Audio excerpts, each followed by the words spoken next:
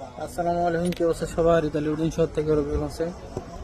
তো সকাল সকাল একটা মজার জিনিস দেখা আপনাদেরকে। এটা হচ্ছে সকাল সকাল একটা মজার জিনিস দেখা, সেটা হলো আসছে এই যে দুধ কিনে কফি খাইতে। আর এই যে দেখেন মজার জিনিস, দুইটা হাঁস, ঠিক আছে। এগুলোকে দেখে বাংলাদেশের কথা মনে পড়ে গেল আর কি।